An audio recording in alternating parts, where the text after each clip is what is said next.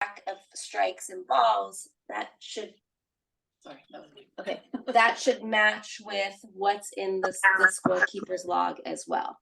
And as you get through doing it, you'll see like at the end of each inning, the scorekeeper and the pitch count can say, hey, can you confirm total pitches? And yeah, super fun.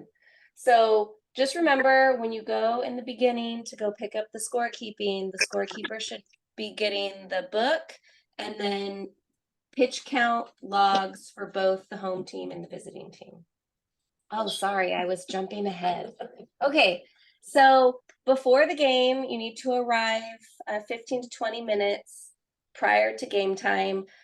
Usually I'll confer with whoever's doing scorekeeping and one of us will say, hey, I'll get everything. So, oh, we don't do the book anymore. Right. So the materials for pitch count are located in the snack shack. You'll want to grab pencils. I recommend getting 2 in case one of them breaks. You need to get a clipboard, 2 pitch count sheets. And I believe that last year we finally converted to printing it front and back.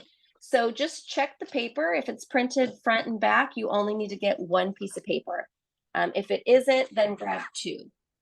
And then a battery pack for the scorekeeper. That's going to help so that your game changer doesn't die on you. When you go to set up, you need to sit close to home plate and next to the scorekeeper so that you can hear the umpire call balls and strikes. So at the beginning, you're going to ask the scorekeeper for the starting pitcher name, and you'll need to get the team pitcher log from the manager. So the managers are responsible for keeping track from the previous games, and you're going to use that to determine if you have any kids that have not met the required days of rest. So when you get started, the umpire will call, game time, official game time. So you'll want to mark the start somewhere on the sheet as a backup for the scorekeeper. Any questions so far? And you guys can just type questions if you have them along the way in the chat and we'll try to grab them, or you can unmute and ask too. So the team pitcher's log. So before the game starts, you'll want to get the team pitcher log from the manager. And what you're going to do is you're going to look for the pitcher's name, their league age, and you're going to want to look for the days of rest. Don't just assume that's what's written in the days of rest is correct. You're going to want to verify with the league age and the total number of pitches. So the way this works is you have kids league age 7 to 8. Their maximum threshold pitch is 50. Oh, I love threshold. And then as they get older, they're allowed to have more pitches per day.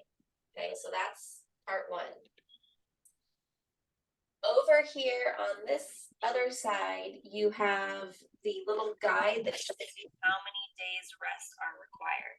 So regardless of the age, if pitches are thrown 1 to 20 pitches, no rest is required. As they go up in pitches, more rest days are required. So the way you would count that is if the kid pitches on Tuesday, pitches 60 pitches, he needs 3 calendar days rest. So that would be Wednesday, Thursday, Friday. He's eligible to pitch again on Saturday.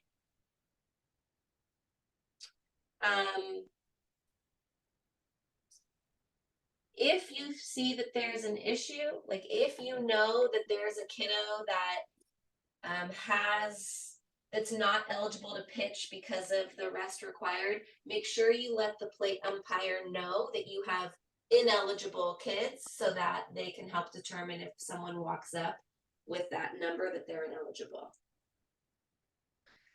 Okay, so let's talk about the threshold pitch because that's going to be the most important piece when determining the total amount of pitches thrown and how it relates to the rest required. So a threshold pitch is the first pitch of the last batter. Let me just, what's the best way to do this? So if I am a pitcher and I have just pitched 20 pitches, and they decide to send in one more hitter, the second I hit, like that next hitter, my next pitch is 21. If I strike that kid out in three up, three down, my threshold pitch is 21 because that was the first pitch to my last batter. If it takes me near forever because of foul balls and I end up getting up to 36 pitches, my threshold is still 21 because that was still the first pitch to my last batter. Any questions there? And if you get a question later on, please feel free. We can always go back. We'll talk a little bit more about it here. There a little write on it. Yeah, you can. Okay. On the next page, there's a spot to write. We can do the writing on the side. Okay, so this is the team pitcher log. So to review, the manager keeps this. They'll give it to you at the beginning of the game. You'll make sure you have eligible batters or pitchers, sorry. At the end of the game, you will complete it for whatever the information is for that game. We'll get back to that at the end. When you go to the snack shack to get your pitch count sheets, this is what it looks like. So this is what you're grabbing. And you're going to have, again, one for visitor, one for home, and you will enter all that information up top. So you'll want the level, so single A, double A, the team, the date. This is where the game time is. So you can write the game time / official game time if you want, or just do the official game time. And then field draw. Each time you have a pitcher come up, you're going to write the pitcher's name, their league age, and their number. Most likely you won't get the pitchers throughout the game, so you'll just have to do it as they come up. As you go through the game, you're going to have to know your cute little markings down here. So this legend is on the pitch count sheet, so you don't have to worry about memorizing this. All of this will be there for you. So what you'll do is the very first pitch of an inning, you're going to outline the box with a dark box. That just signifies this is the beginning of an inning. Then if it's a strike, you're going to mark an X in the box. So this is what the first pitch strike would look like. If it's a ball, it's a dash. So you might have X, X, dash, X, and then that lets you know that person's out. It is possible to have 4 strikes in a row because you could have fouls. Right? So those count as strikes, but you'll know as the knowledgeable pitch count person that you are that means those were fouls. Once the person's out and a new batter comes up, you're going to mark a dark line in between the last batter and the next batter. If the kid makes contact, any contact, so if it's a pop fly and it's an out, if it's a grounder, if it's a line drive, it doesn't matter. You don't care because you're just doing the pitch count. You strike through the number of that pitch. Okay. I think the best thing to do is just to show you what this looks like. So, and if you right click on it, and you can do the pointer options. And then go pen. And then phenotype. Okay, so let's say this pitcher's name is Jay, because I'm not very good at writing with a mouse. Their league age 8. They're number 1. Okay, so at the very beginning of let's see, what's the at the very beginning, so inning 1, the very starting off the game, Jay is going to do his very first pitch. And so you are going to outline pitch number 1. That's what the 1 symbolizes. That means this is the beginning of an inning. Let's say he throws a ball. We'll do a slash. And then let's say his next one is a strike. You're going to do an X. Pitch 3 is another strike. So we'll do another X. And pitch 4, the kid makes contact. So we'll go like this. Okay. So contact happened. This batter's done. So as the new batter walks up, you're going to do a solid line in between pitch 4 and 5. And then we'll say Jay's really good. He's going to do 3 up, 3 down. And now you have a new hitter. So what you can see is, okay, no, this was the beginning of the inning. I can see this was batter number 1, batter number 2. And you just keep doing that as they come up. Okay. So let's say he does, we're just going to do 3 up, 3 down again. And we'll pretend that this one wasn't out. Okay. So now we have 3 outs and the inning over. Now let's say we come back to inning number 2 and Jay is still the pitcher. We are mark on here box because this is the beginning of an inning. So now we can see, if we look at this, we'll go, oh, well, Jay pitched 2 innings. Here's 1, here's 2. Okay. And then you'll go through and you mark whatever you need. And we'll say the end of the inning happened at,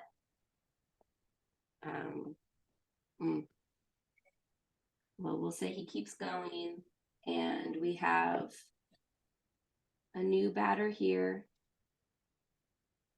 And this batter does, we're just going to go strikes because we like to get people out. So strike, strike, strike. Okay. And the inning's over. Then on whatever the next inning is, they take Jay out and they put in I. And this is a new inning. So you're going to mark his here because this is his pitch number 1. It happens to be a new inning. And then you keep doing that. And as you get new pitchers, you continue to do that. Now, let's say I, for whatever reason, does all these balls, I don't know, finally there's contact. And for whatever reason, they take him out. And they decide, maybe he injures himself. I don't know. And they bring in L. L is going to come in and pitch. And he's going to have his first pitch. Because it's in the middle of an inning, you're just going to mark the pitch. You're not going to outline the box because it's not the start of a new inning. So you'll know when looking at all your marks, you'll be able to tell, okay, he got pulled out mid-inning and L came in and finished out the inning. Any questions on the markings that we talked about and kind of how that all worked? We've had a couple questions on threshold. Yeah. So explain that. Yeah. So getting to threshold, let's go back and revisit J, pitcher J. So in this example, we're trying to figure out what is J's threshold and what will be his rest. So J is league age 8. So he can have 50 pitches per day, so we're fine, because we're gonna say he ended at 22. But in order to determine his calendar rest that he requires, we need to look at his threshold. So the threshold is the first pitch of the last batter. So if we go to J, the first pitch of his last batter is right here, and that's number 20. So if you then go down and go, okay, so the first pitch to the last batter is 20, and you go down here, you're at no rest. Now, have they kept him in? Let's say they kept him in another one, and he went and pitched, right? So ignore all this, Maureen. I don't know how to erase it. So in this scenario, this is the last batter, these 4 pitches. This is his threshold because it's the first pitch to the last batter. So threshold pitch would be number 23. 23 falls in the 1 calendar rest.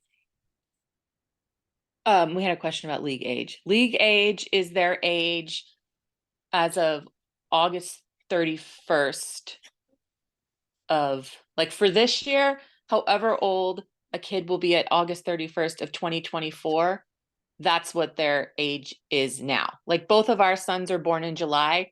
They won't turn 12 until July, but they are league age 12 this year, because by the time we get to August 31st, they will be 12. Does that make sense for league age?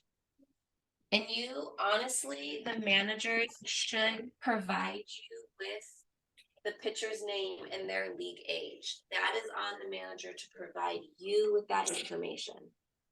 So if they say a kid is league age 8, you have to go off what the manager provides. If you, for whatever reason, think that there's a concern, as a pitch count, I would just make a note and maybe email the manager or someone on the board. Yeah, but that's not, I mean, we verify when kids sign up and we have the teams, we verify their league age. So it's just making sure it's provided to you correctly. So just go with what the manager provides you. But if you have pitchers, you absolutely have to have their league age. So if a manager provides you the lineup or has a pitcher on there and they don't have the league age, they have to give that to you. Okay. And so does anyone have any other questions on the threshold? And the point of threshold is, they're protecting their shoulders and arms, but if a kid starts, let's say the kid starts pitching, and he starts pitching at pitch 45 and he's league age 8 and it becomes a long at bat and he gets up to 60, you don't want to stop the game or stop the at bat in the middle of the at bat. But then you also don't want to punish the player for having a longer at bat. There you go. That's the point of threshold. So you're not stopping something in the middle of an at bat for rest purposes. Yeah. So in this, kind of what Elizabeth was saying, this is the last batter. The threshold is 45. They are going to go over pitch 50. If this kid is league age 8, it's going to be over 50. And in that case, we'll stay like, hey, 45, you're close to threshold. But he's going to have to finish out the pitcher or the batter. Ugh, sorry. So the other, just a best practice I do, I don't remember if it's on the phone, but when I'm doing pitch count, I will look at kind of the league age of kiddos that I have. So if I have kids aging from 10 to 12, if that kid comes up and he's league age 10, I'm going to very lightly just shade in box number 75. So as I get close to pitch number 75, I will let the umpire know, say, hey, Blue, or it just helps me remember that this kid is league age 10 and I need to be aware that as they approach 75, we communicate. And usually the managers have a general idea of, or when they're getting close, or they might come over and they'll ask the umpire, hey, can I get a pitch count? So they're aware, and for the most part, the managers are pretty good about that, but every once in a while, one kind of slips through. And that's where you need to be on it.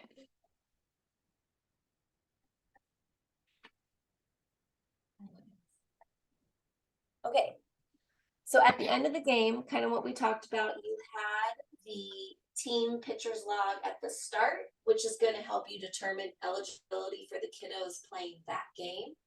Then at the end of the game, you have to add to that same document. So when the document is filled, it should have dates that range from however many dates fill. So if you do this, you give it to the manager, he'll take it to his next game, and then we'll just continue on until the sheet's full. So you'll be able to see multiple games, overviews. So what you're going to want to do is for every pitcher that you had on here, you're going to have to transfer them over to the pitcher's log. So it'll be pitcher J, we'll say, was league age 9, the date of the game, the total number of pitches, and the threshold number of pitches. Once you have the threshold written down, you'll go and look at your little handy dandy guide. Total pitches 47, falls right here, 2 days rest. And you do that for every pitcher that pitched. You're going to need to sign. It doesn't have to be the scorekeeper. It can be the pitch count person. Yeah. And then you need to have the manager sign it. And this needs to be done in pen. This needs to be done as pencil. This should be done in pen. And the manager should sign it in pen as well. And then once they do, you'll say thank you very much. And they keep their pitcher's log, and then you are done. Yay. And then when you're done, you will take this log that you have for both home and visitor, and you'll go back to the snack shack and you'll file it in the little file folder that you'll see. And then the scorekeeper will return the battery pack, or you could return that for the scorekeeper too. Any questions? I don't see anything.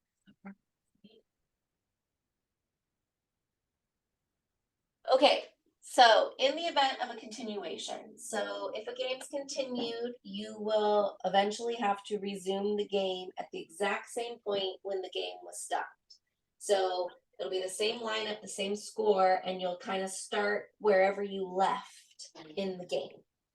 One thing real quick, this shouldn't happen too often because we have all kinds of new rules that they've put in place about time limits and last inning and all that stuff. But just in case, that's what this part is. I would say for this year, that maybe that could happen would be rain. Yeah. If it rained and we didn't think it was going to, or we were being hopeful, and the blue calls the game due to rain, then you might have a continuation. But last year, I don't think we had. I don't think we had any last year. Yeah, it's great. So everything stays the same except pitch count. So remember, the purpose of pitch count is to make sure we are protecting the kid's shoulder and giving the kids the proper amount of rest. So eligibility is going to be determined by that team pitcher's log. So if Jay was pitching when the game was stopped and we continued it, but Jay pitched yesterday, well, we probably wouldn't do that, 2 days ago, he may not be eligible to pick up where he left off, so someone else will have to come in and pitch. And then the other piece for that, you will want to pick up new pitch count forms for the continued game, since the pitch count is fresh when you start. And if a pitcher throws just one pitch in a continued game, that pitcher is ineligible to pitch in any other games that same day. So just in case we have a continued game that's same day or next day, again, so rare, but just so that you are all aware, the moment you pitch one pitch, you're out the rest of the day.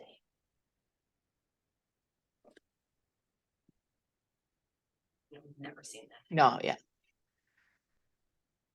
Oh, okay, my turn. What do I need to do to help you? Monitor the question. Okay, so now we're gonna talk a little bit about scorekeeping.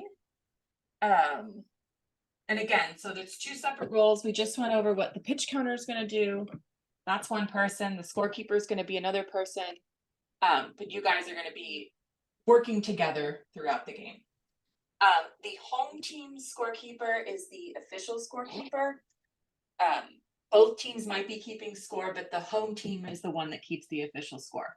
One thing that they have asked us to really emphasize this year, please report to the plate umpire your score after each half inning. The umpire is probably going to walk over and ask, but they really want us as scorekeepers to just say, hey, Blue, score is 5-4 or whatever. The idea is that if we're doing that and there is a discrepancy or someone has a question, hopefully we can catch it a lot sooner and not be looking 3 or 4 innings in the past trying to figure something out. Just a couple little ticky-tack things. The managers and coaches are not supposed to be talking to you directly. They're supposed to be talking to the plate umpire. If they have a question, then the umpire is going to talk to you. There is no scorekeeping in the book. Everything's going to be done on Game Changer like we did last year. Like I said, both teams can keep score, but the home team is the official scorekeeper. And you as the official scorekeeper are the final documentation. If you're also running Game Changer for your team and you're the visitor and you think that there's something that's gone wrong, you can go talk to the official scorekeeper and try to figure out where you guys are off, but they're the official. Not the home team is the official, not the visitor. So before the game, as with pitch count, you're going to want to get there 15 to 20 minutes before the game. Please sit with your pitch counter. Both of you pull up your little chairs, sit down right by the home plate, and sit together by home plate. You're going to grab the battery pack. Either you're going to grab it from the snack shack or your pitch counter did. We have a battery pack, and then we have the charging cords for both types of phones, so you should be fine on battery. There's a little sign out sheet, so you can sign it out there. You're going to sit down, you're going to get your lineups from the managers. Most of them will give it to you before they have their plate meeting, but officially the umpire will give them to you after their plate meeting, but usually they'll give them to you ahead of time. If you don't have enough time to get everything set up before the game because they didn't give you the lineups until like a minute before, just tell the umpire you need a second. You're the official scorekeeper. Just let them know and they'll give you a second. You will want to note the official start of the game, which is the umpire should call that when he starts. Like, let's say our game's scheduled to start at 6. In theory, they should say we're starting, 6:01 or something like that. They should call it. Most of them do. It's not the end of the world, but try to note that. The easiest way to do that is, and we'll show you this later when we're in Game Changer, but when you have the game open, at the bottom of the screen, there'll be like a score tab, my team, the other team, and then there's a button that says plays. You click plays. At the top of that screen, there's a button that says post message, and it opens up a little message box. Type in the umpire name, your name, and the start time, and then you send it out, and it will save it in the game log, so you can go back later and see what time the official game started if there was a question. You can get that typed up and ready to go. Like, you can put the umpire name in, you can put your name in, and then when the umpire calls the time, add it, click send, and then you're returning to the game to score. It takes 2 seconds to do. Player lineups. So like I said, they'll give those to you before the game. All of the rosters for the teams for South, North, and Viejo should already be in Game Changer. I say should, I can't guarantee they will be, but they're supposed to be in there. So in theory, it won't be difficult for you to, you're not going to be typing in 12 names. You might be reordering names that are already in there, but you're not going to be having to type in all the names. Everything should already be in the game changer. And then again, we can show you a little bit later how to do that, how to set the lineup, but it's really easy, drag and drop or tapping. It's very simple to do. Your home team will be in the third base dugout, visiting team will be in the first base dugout. And again, don't let the game start until you are ready. You need to speak up if you need another minute, because it's important for you as the scorekeeper to be ready.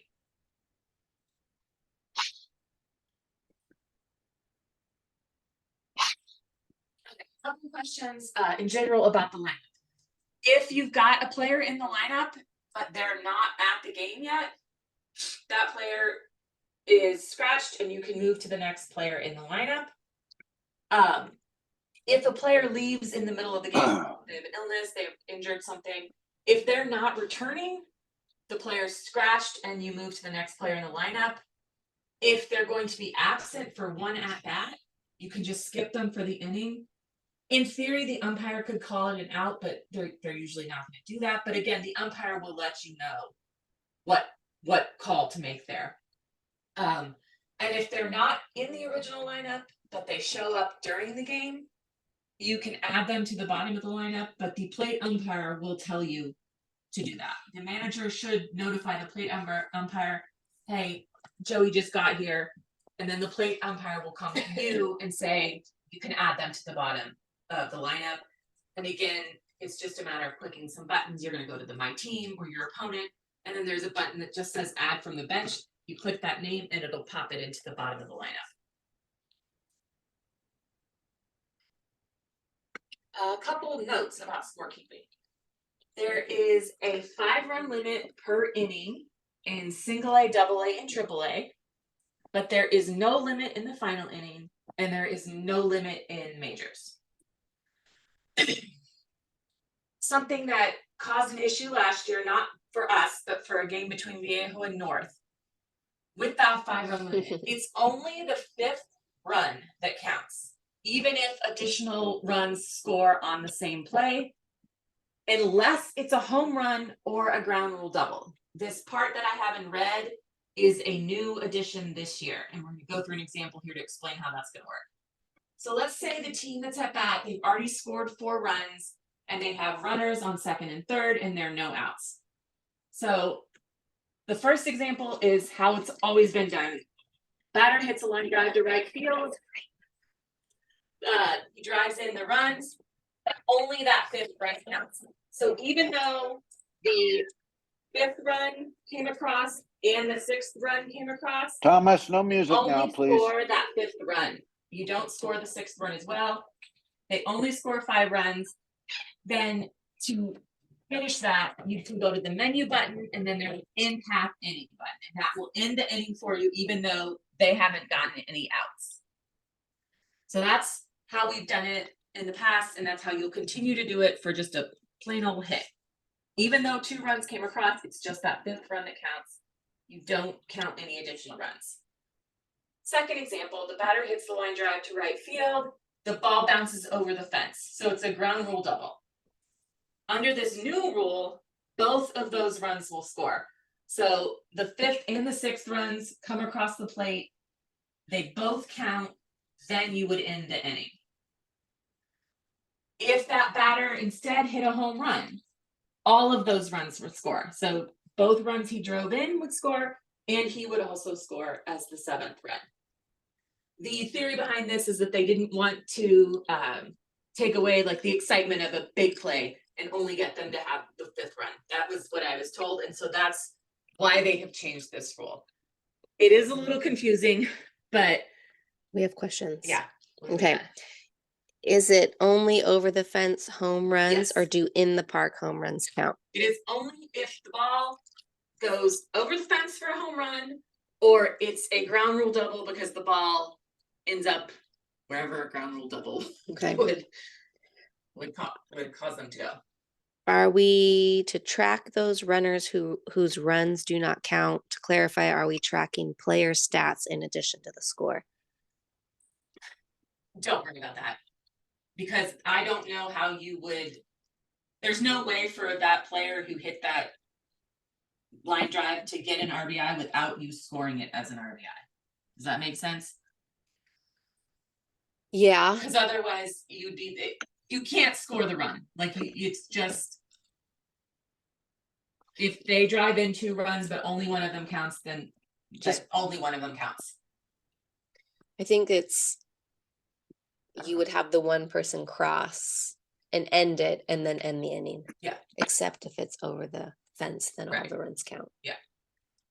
So you would drag, like, let's say they hit that line drive, the 5th run comes across. As soon as you've hit that 5th run, you end the inning. So it's not going to count any additional stats in that regard. Any other questions? No. Again, I don't even think that we had, and we may have had One. over the one actual home run last year, so that's probably not going to happen very often. Ground rule double might happen a little bit more often.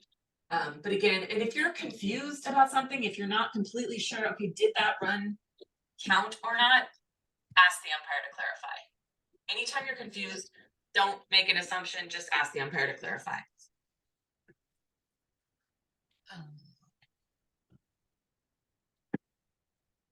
The final inning will be called by the plate umpire before the inning starts, so you don't have to know all the, hour and 30 minutes, no new inning, all the different rules with that. You don't have to know all that. The plate umpire and the managers will know that, and they'll let you know before the inning starts. Continuation game, you just resume scorekeeping at the exact point where the game was stopped before. Same lineup, same score. You can pull up the same game in the Game Changer app and just continue on. During the game, if there is a mound visit by the manager, you're going to do the same thing that you did at the beginning of the game to note the game time. You're going to hit the plays tab, post message, and just type a message that says mound visit. Again, that will just record it in the game log. So if there was a question down the road about how many times did the manager visit, you'll be able to pull that game log up and tell.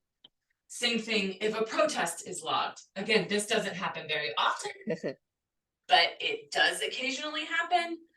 If it happens, the umpire will tell you what's going on. You're going to hit that plays, post message.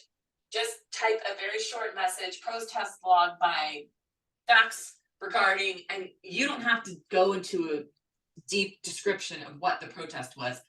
Just a couple words on what the umpire told you. Again, just so we're making a note of it. And it's not your problem to deal with.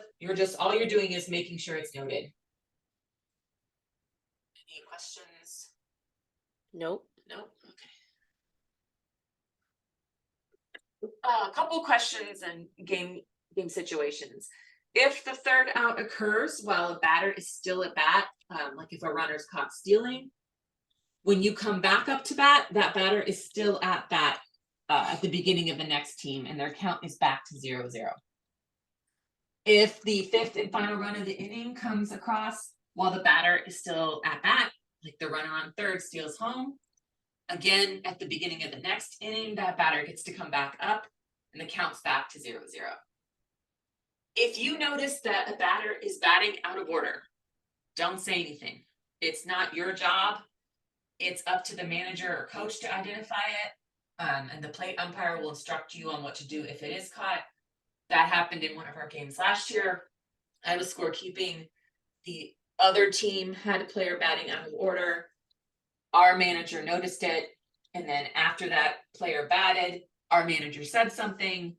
And then I don't remember what the rule was, but somebody was out and the umpire came over and explained what to do. And so we did it. And again, if you need a second to catch up when something like that happens, ask for it. But again, if they come up and it's a batter's out of order, just keep keeping score as if the right person was ordered. You're not going to switch the lineup in Game Changer or anything like that. Just keep going and let them figure it out. Don't do anything until the umpire is instructing you what to do.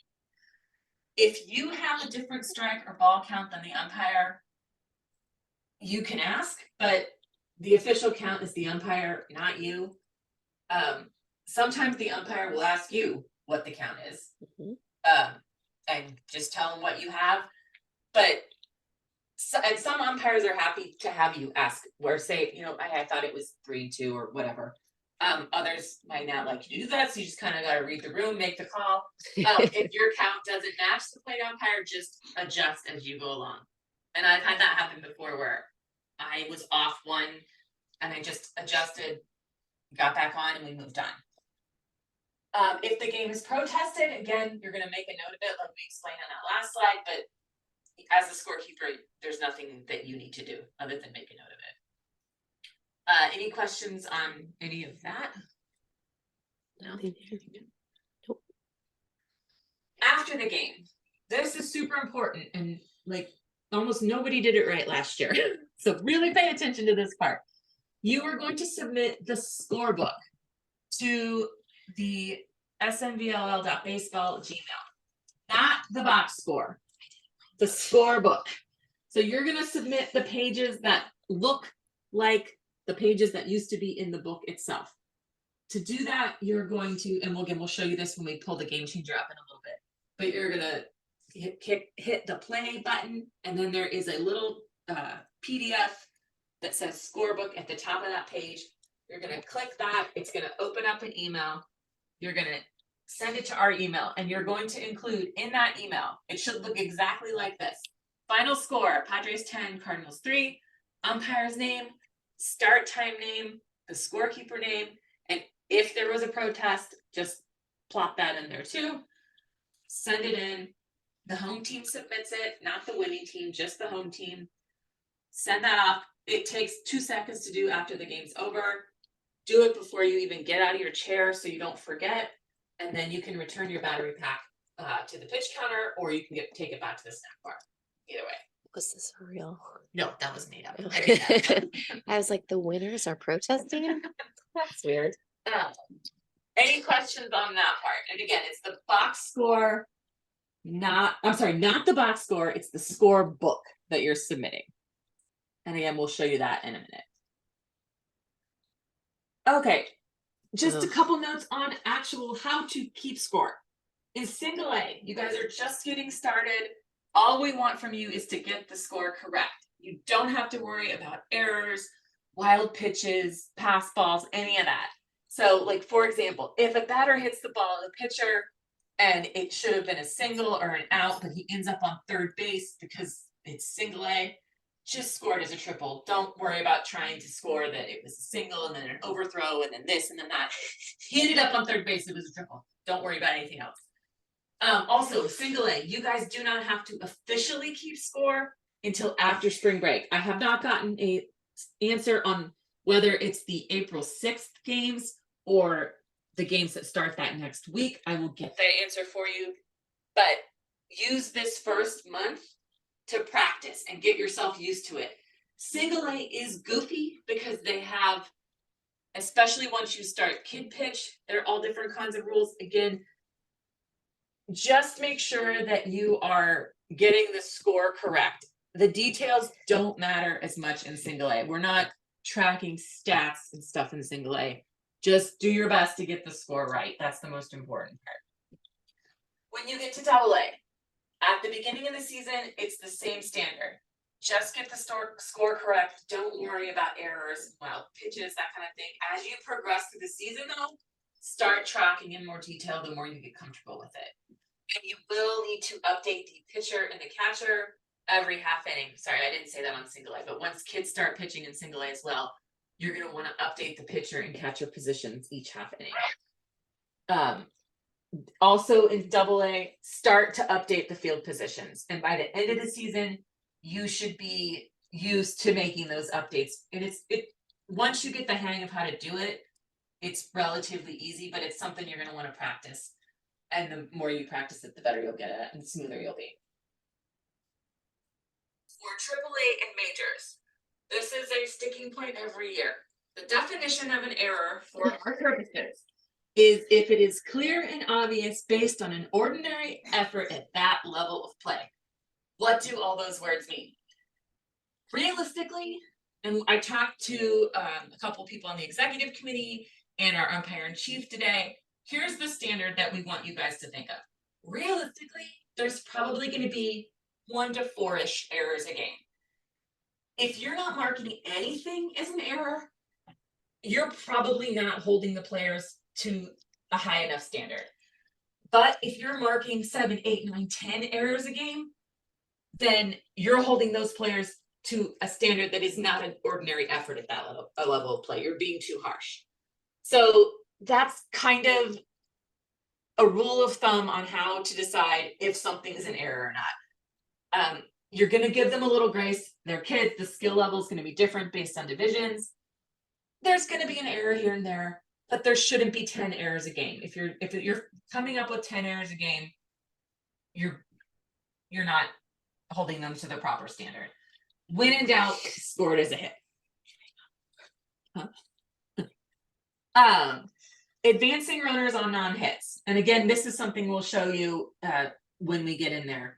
But a wild pitch, the definition of a wild pitch is when the catcher could not get it with a reasonable effort. A passed ball is when the catcher doesn't stop it or catch it, and he should have with a reasonable effort. Defensive indifference is when the pitcher catcher, they know the runner's advancing, they don't care, they're not throwing it, they're not trying, they don't care, they're indifferent. Stolen base is everything else. All positions should be updated each half inning for both the home and away team. Usually your manager, if you're the home team, is probably going to give you a piece of paper at the beginning that has where he's anticipating each player playing each inning. Also, it's easier for you as a home team because you're going to know the kids on your team. Maybe not the first game of the season, but as you play it more, you're going to know which kids which, and you'll be able to switch those out easily. Do your best for the away team. Again, if you can't get everyone right, if you can't tell who the kids in the outfield are, that's okay. Just do your best for the away team. But at the very least, we want all the positions for home team updated, and we want you to try to get as many on the away team in the proper positions as possible. We're, again, emphasizing to the managers that they should be providing you with their projected positions for each inning. Both home and away should be giving you that. If they don't, just give it your best shot. Any questions on errors, advancing runners, that kind of thing? Nope. Please do. Okay. You're just explaining so well. Oh, thanks. Yeah. Okay, just a couple things to remember before we get into the game changer example. You are a volunteer. We're all volunteers. You're doing your best. We appreciate you. Don't panic. Don't get too stressed about this. We need you to help. We want you to help. We don't want you to be stressed out. Everybody's a volunteer. We're all on the same team. Let's do our best to support each other. Show up early. You're the official scorekeeper, the pitch counter, behave in that capacity. Again, the umpire is the only one that's supposed to speak to as the official scorekeeper. Don't ever identify an out of order batter. The manager's going to do that. For a pitch counter, you do always bring up an illegal substitution. So if you know a pitcher is ineligible and the manager's bringing that pitcher in, you need to say something to the plate umpire on that. If there's been a big play, multiple changes, and you are behind, just ask the umpire for say, I need a minute, catching up on that. They're going to give it to you. Speak up if you need a clarification, but obviously don't interrupt a live play, and be prepared to announce the pitch and the score after each half inning. Any questions on any of that before we get into showing you guys a little bit of how Game Changer itself works? I did have a question because I think this came up last year. What's around pitchers catching and catchers pitching? Is there like a pitch threshold where a pitcher isn't allowed to catch in a game anymore? Yeah, so it's 40, 40? Okay. I believe. And then it's the innings. So the moment a catcher catches 4 innings, he cannot become a pitcher. Thank you. Is that I need to- anywhere on the pitch? No, and I should probably go in. I'm going to the advanced rules clinic. So I'll confirm that that rule hasn't changed at all. That would be, yeah. Yeah, Good question. that was a good question. Kudos. Okay. Okay, so We do this now. next time. are you in the thing? What thing? Zoom? Did you join the Zoom meeting? Okay, hold on while we transfer our screen sharing here. Did you join the Zoom meeting? You can't share your screen if you're not in the meeting.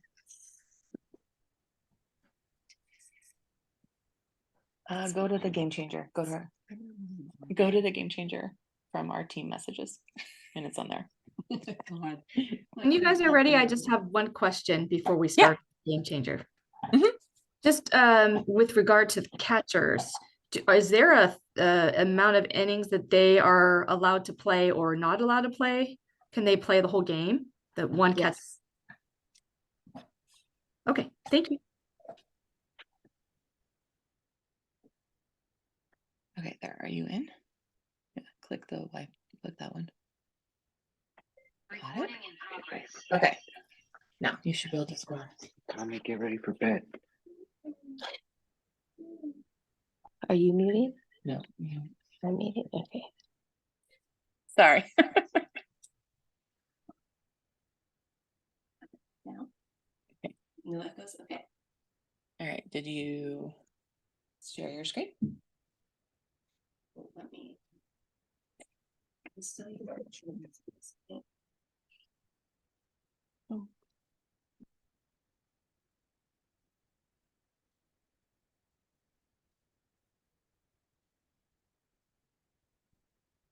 Okay. There we go. Okay. So now you go to Game Changer and you're good. Okay. So, for those of you who are not aware, and you can do this Thing over. You're like a Zoom master.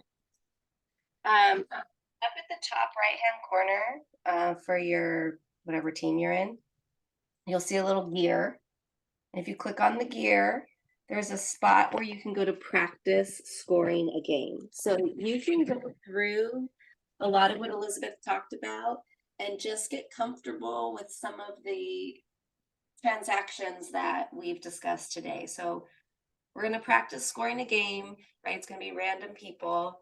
But what it does is it will allow you to throw pitches and kind of see what your options are. One thing to note, you will only be able to see that practice scorekeeping thing if you are an admin on your team. So if your manager has not added you as an admin, ask them to do so and you can practice. There can be 4 admin slots per team and you guys can switch yourselves in and out depending upon who's scorekeeping, but you have to have that option in order to practice. The other option is you can create your own team and then do the gear and then just delete the team when you're done practicing. So there's your workaround. There you go. Okay, so what we have here is all of the people have been assigned positions. Sorry. So we're ready to start the game. When blue calls play ball, the pitcher is going to pitch. And if you touch that, I mean, what do you want to press right now, right? You touch that pitch, the ball, and you're going to come up with these options. So the nice thing about this is this box will stay until it needs to advance to another box. So what I mean by that is if the first pitch is a ball, I'm going to hit ball and that box is going to stay up. And you can see that the count at the top of the screen changed to 1 ball. Now, if there's a strike, if it's a called strike, which means the batter didn't swing, then you will hit called strike. If the batter swung and missed, it's gonna be a swing and miss and it's a strike. Now, when it needs to advance for you, it will. So let's say the next pitch is a ball in play. You're gonna hit ball in play, and now you have more options to choose from. So you'll look at it and go, okay. Now, what I would recommend, I don't know if you said this, Elizabeth, but when I'm doing scorekeeping in the probably play, I'm watching that play first.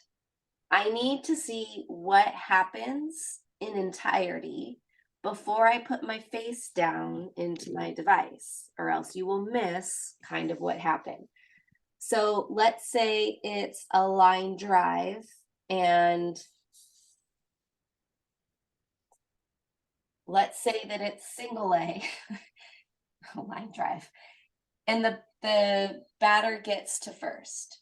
You're gonna just hit single, and then it wants you to tell it what happened. Again, for single A, just put it to the first baseman and let him be safe, right? All we're trying to do is get the score. Okay, I'm gonna undo. There's this handy little undo button. So if you make a mistake, you can push undo and it will undo whatever happened last. So what happened last was the ball in play. So let's say the ball's in play and it's a line drive and it went out to right field, but the right fielder probably should have gotten it for that level of play because we're in AAA or majors, and it went under his legs. I don't know.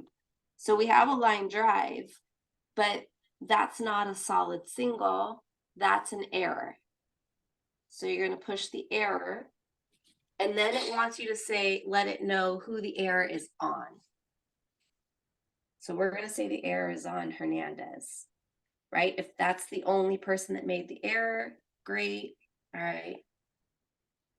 Put done. So it automatically knows that because there was an error, that person made it to first. I don't know. 20 minutes play? Was that a question? I have to get ready. Okay. So now you have a runner on first base. You'll keep going through, so you'll open up that pitch again, and we'll have another, let's say another ball. And let's say at this ball, it was such a wild pitch that the person on first was able to advance to second. So we already marked the ball. Now you need to get back to the field so that you can advance that runner. So I'm gonna just tap on the side, so off of the box on the field, and this pops back up. So now I'm gonna advance the runner manually, and I'm gonna make him safe. Now it's gonna ask me, okay, well, how did this happen? So remember we had this crazy wild pitch. I'm just gonna mark it was a wild pitch. So again, this is, if you're like AAA majors, you need to make sure that you're putting in how the players are advancing. If it's single A and the kid moves to second base, just move them to second base. We just want to get the score. And periodically, just especially every time a new batter comes up, just look at your screen and look at the field and make sure that you have players on the bases on your screen if there are players on the bases on the field. Yeah. Especially after, like, let's say you've got a couple kids on and somebody there's a pitch or hit to the outfield, there's an error, a bunch of crazy things are happening. Do your best to keep up with it, but then after the dust has settled, make sure your screen looks like the kids on the field look. It sounds very simple, but it's very helpful to double check periodically. Make sure you've got people where they're supposed to be. So what I recommend, if you're gonna go on and practice, pull up this little pitch box and kind of walk through what happens if you do different scenarios. So when the ball's in play and it's a ground ball, what are my options? Same thing if it's a pop fly, you're gonna have different options. Maybe it's a pop fly and it's batter out. Well, now you have the option, was it a pop out foul, or a double play? Right, so each one of these things that you mark, the system knows, okay, if you mark double play, it wants you to say, well, what happened? Okay, it went to this person, to second, to first. Oops, I didn't mean to do that, but done. And it's gonna put both of them out. Can you show, let's say right now there's a mound visit. Can you show how they would record that? You're gonna hit. So at the bottom of the screen, there's the little tab that says plays. You're gonna hit that. Hit post message. You're gonna type mound visit. Send. And then that records it in the that game inning. log. So you can go back later and look if for some reason you needed to. And then you hit back score to get back to the main screen. Let's see if this is in here. I was gonna. So when you go through, let's get to, we'll do another, I don't know. If you do hit by pitch, it'll automatically advance the runner.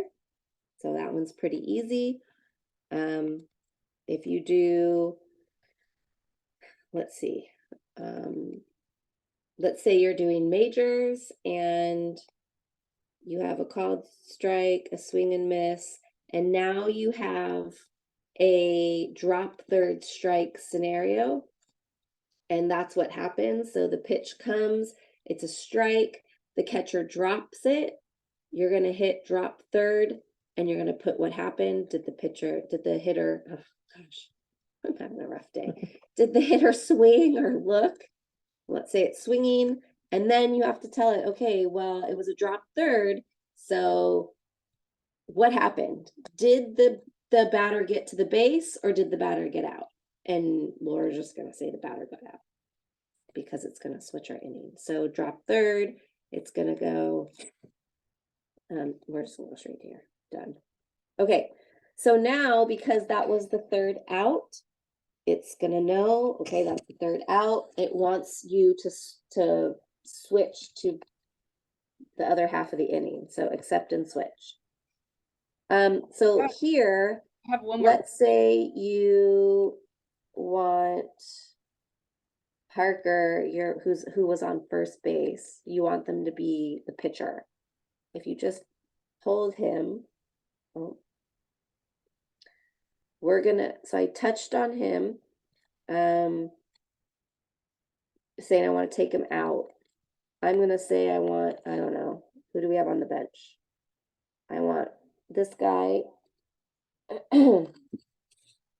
is gonna switch positions. Now, if you do this early enough, it's gonna ask if you want to also change the lineup. You do not want to change the lineup, right? Right. Okay. So now we switched basically our first baseman. I don't know. So that's how you switch your players. You just kind of pick them up and move them. Let's say we want to take that guy out. I don't know. Yeah, it's pretty, like when you get in it, you'll see it's very just point and click. Like if you're wanting to move a player, you click that player and it's gonna pop up a screen. Where do you want this kid to go? It's pretty user friendly in that regard. Can you did you show already how to end an inning? No, I was gonna do that Okay. now. So let's say we pitch and we get ball in play and it's, I don't know, line drive, triple. Let's just assume, I don't know, we get 5 runs. Oh, I know.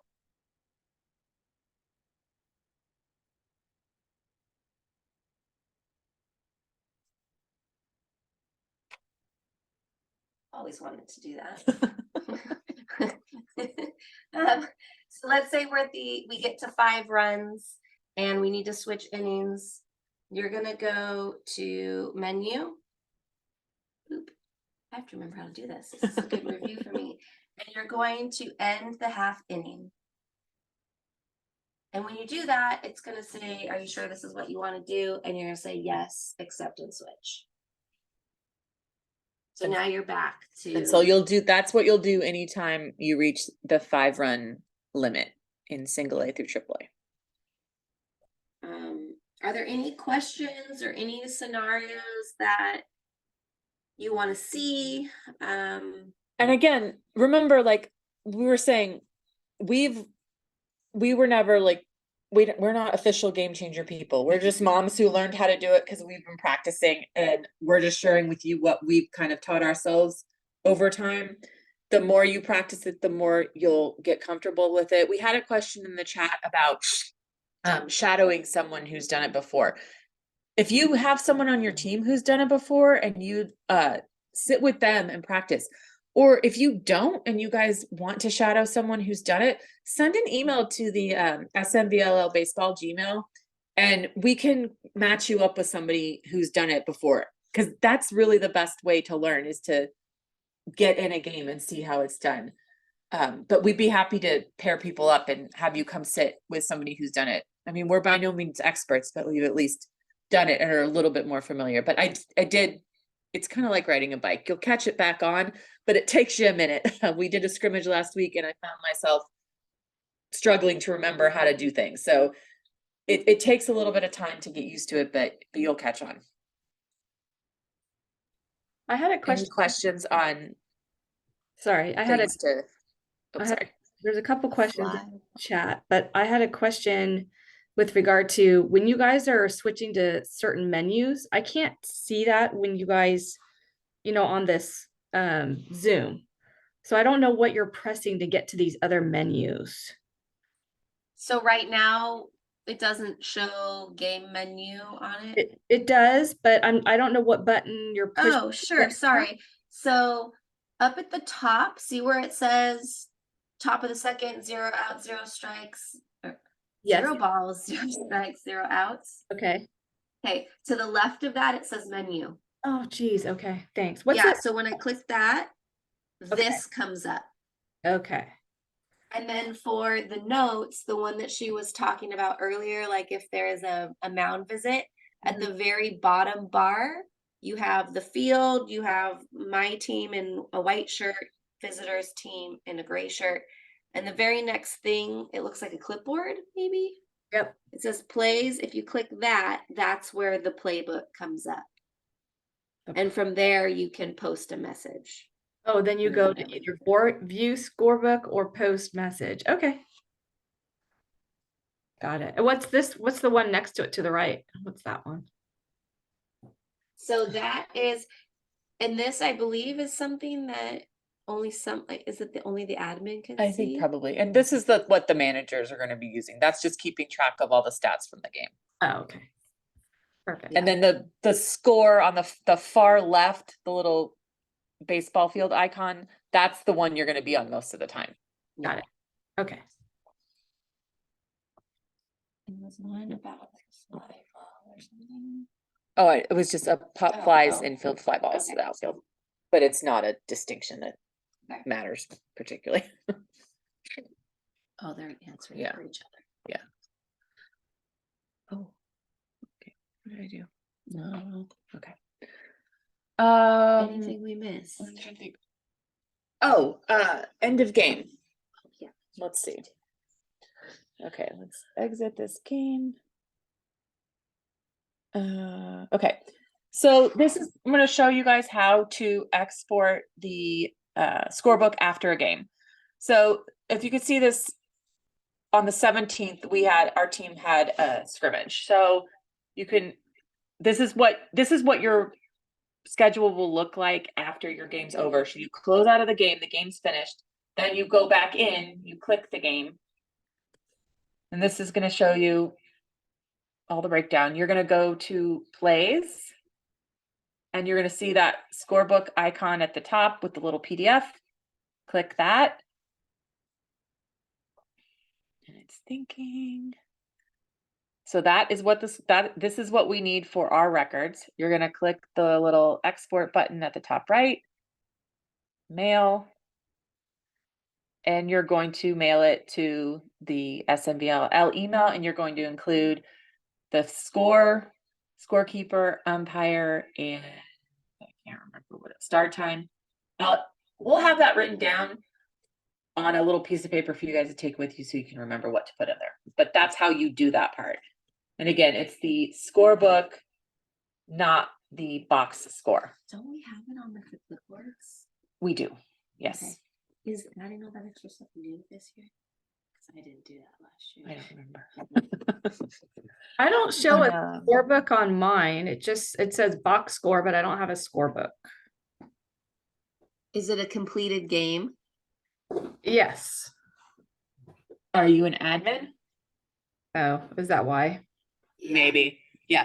But if you're scorekeeping during a game, you'll be an admin.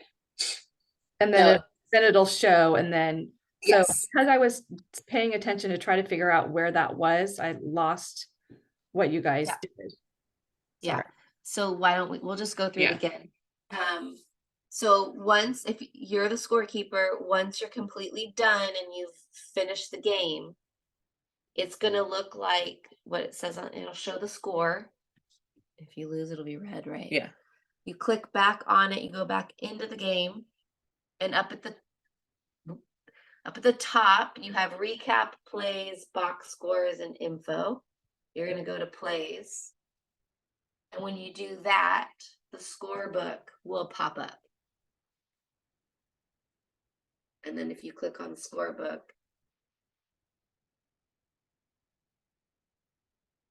and then you, at the very top right is that little paper with the arrow symbol. We're gonna send it, email it. Okay, got that. Thank you. And can you go back to the main screen for the team? Just one more thing I wanted to show you guys.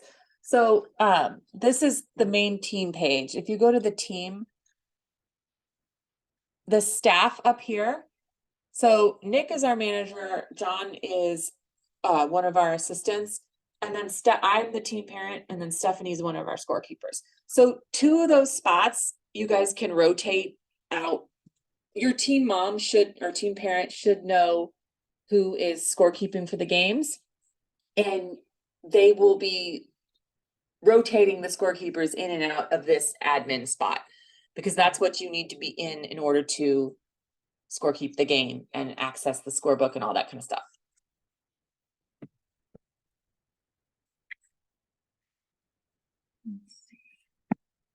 Oops, what did I do? Wait, what the? I don't know what's going on. I somehow. Okay. Let's see. I need to share it again. I don't know. Are there any other questions on the game changer logistics? Anything? Bueller. Again, this has all been recorded. We will upload this video to the website. Hopefully tomorrow, may take a day or 2. The presentation that has all the details will also be on the website if you guys want to print that and read it again or take it with you to the games. If you'd like to shadow somebody, send an email to the SMVLL Gmail and we can figure that part out. I'm trying to think any other things that we've forgotten. I don't think so. Hopefully this was helpful. It is one of those things that you're just gonna learn by doing, and you'll pick it up. And it is fun. I like it because it forces me to pay attention to the game. So that's kind of a nice. Could I ask one more question? Yeah. And when you guys were doing the managers so that you have the ability to get in there and do certain things, it only lists 4 people. Is that the maximum number? Yes. Oh. That's a game changer thing. They only let us have 4 admin spots. So you have to take somebody has to take somebody out and then rotate somebody else. In general, your manager is always going to have an admin spot and your team parent should. Those other 2 spots, your manager and your team parent can add and remove people. It's very easy to add and remove. It's just literally clicking buttons. So it's very easy to do. You can swap people out pretty quickly. Perfect. Thanks. Any other questions before we wrap it up? All right. No, Thanks, but thank guys. you guys Appreciate so it. Thank much. you This for was- helping out. You guys are awesome. This was Get your super helpful. friends. Well, I hope this was helpful. All right. Thanks, guys.